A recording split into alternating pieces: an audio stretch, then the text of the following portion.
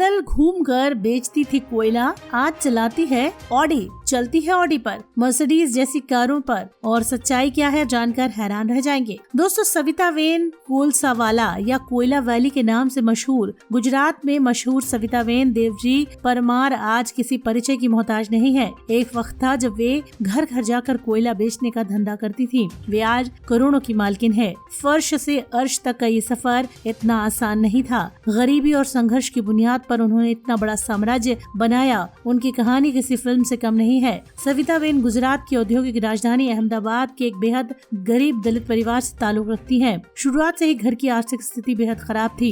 इनके पति Ahmedabad municipal party service में कंडक्टर की नौकरी करते थे, पर इतना नहीं कमा पाते थे कि परिवार को पाल सकें। कभी कभी तो घर में 2 वक्त की रोटी भी नहीं होती थी। तब ऐसे में सविता वेन ने कुछ काम करने का फैसला किया, घर से निकलने का फैसला किया। लेकिन सबसे बड़ी बात है ये थी कि पूरी तरह अनपढ़ थी। इन्हें पढ़ाई न होने की वजह से कोई काम पर नहीं रखना चाहता था। तब इन्होंने काले कोयले से अपनी किस्मत आजमाई। काफी भागदौड़ करने के बाद इन्होंने अपना काम करने की सोची।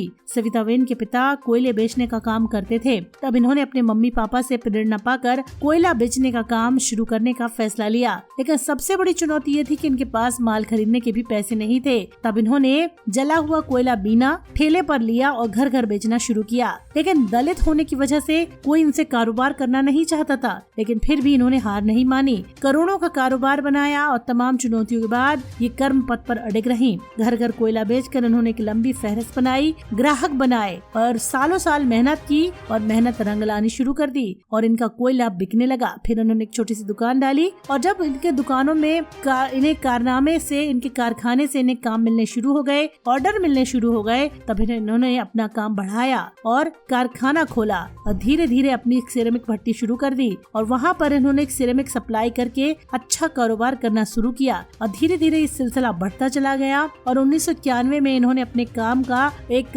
बड़ा कंपनी खोला और आयात शुरू कर दी, निर्यात शुरू कर दिया। यानी एक महिला कारोबारी का दबदबा इतना हुआ कि ऑडी, पजेरो, BMW, मर्सिडीज जैसी कारों के साथ चलना शुरू कर दिया। तो आज इनके अहमदाबाद के पॉश इलाके में 10 बेडरूम का विशाल बंगला भी है। तो दोस्तों, क्या कहेंगे इस बारे में आप? अपनी राय जरूर शेयर करें। धन्यवाद।